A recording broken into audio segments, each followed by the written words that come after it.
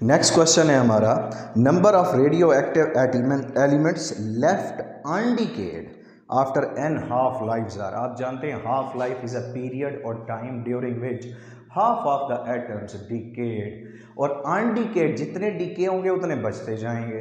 तो अगर मैं कहूँ 100 एटम्स हैं, 50 डिके हो गए हैं, तो 50 बच भी तो जाएंगे।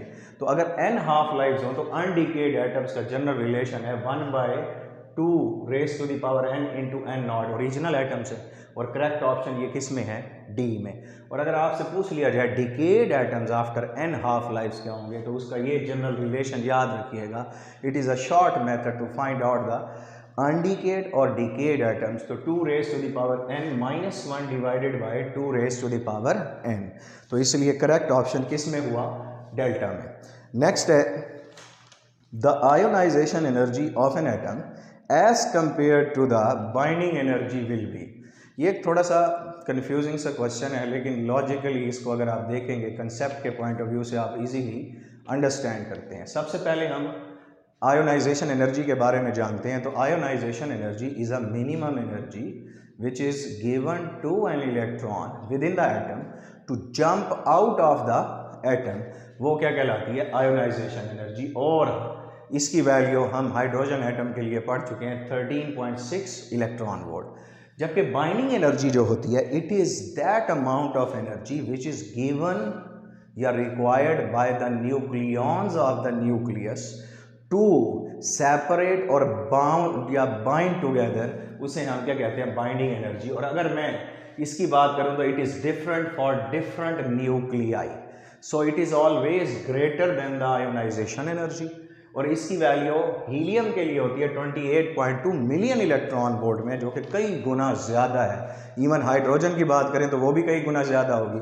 तो इसलिए यहाँ पर था ionization energy as compare to binding energy, तो दैट विल बी लेस। तो करेक्ट ऑप्शन कौन सा होगा? बी।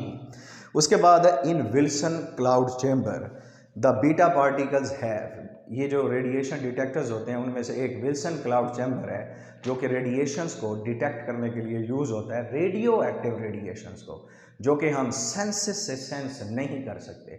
और बीटा पार्टिकल्स जो हैं वो इलेक्ट्रॉन्स ऑफ न्यूक्लियस कहलाते हैं, जो कि न्यूट्रॉन के डीकम्पोज होने के ज़रिए से निकलते हैं जब एटम क्या होता है? Unstable, heavy element.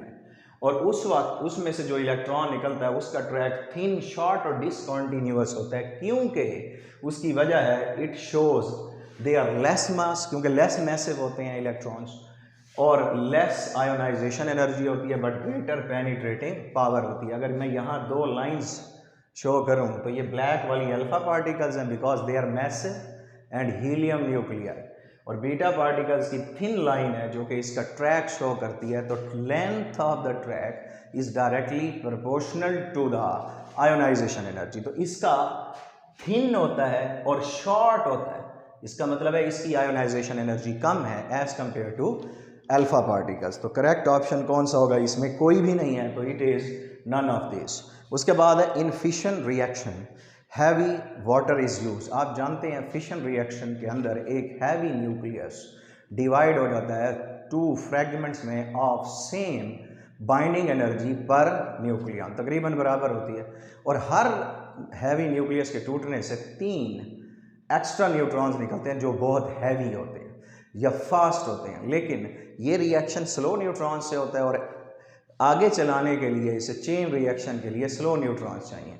तो इसलिए वो जो एक्स्ट्रा न्यूट्रॉन्स निकलते हैं वो बहुत ही फास्ट होते हैं, तो उन्हें स्लो डाउन करने के लिए हम यूज़ करते हैं फिशन रिएक्शन के अंदर हैवी वाटर, हाइड्रोकार्बन्स और beryllium. They are called moderator. They are used to slow down the extra neutrons produced in one fission reaction, which are further used for the chain reaction. So correct option will be B, जो कि moderator है। अब उसके बाद हम short questions की तरफ चलेंगे।